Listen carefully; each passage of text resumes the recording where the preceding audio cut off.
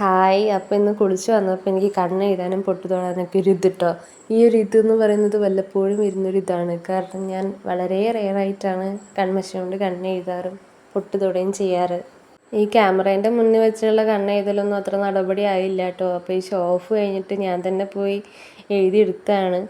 പിന്നെ പൊട്ടിൻ്റെ കാര്യം പറയുകയാണെങ്കിൽ ഞാൻ വർക്ക് ചെയ്തുകൊണ്ടിരിക്കുന്ന ടൈമിൽ എൻ്റെ കുറച്ച് കൊളീഗ്സാണ് എൻ്റെ അടുത്ത് പറഞ്ഞത്, പൊട്ട് വെക്കുമ്പോൾ നല്ല രസമുണ്ട്, പൊട്ട് വെച്ച് നടന്നൂടെ, അതാണ് ചന്തം എന്നൊക്കെ. അതിനുശേഷം എനിക്ക് പൊട്ട് എഴുതാൻ വലിയ ഇൻട്രസ്റ്റാണ്.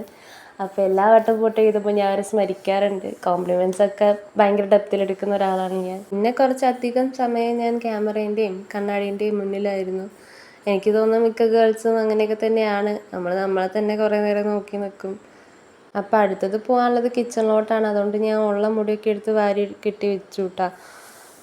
ഇതൊരു ഉച്ച സമയമാണ്, അതുകൊണ്ട് തന്നെ അടുത്ത പരിപാടി ലഞ്ചാണ്.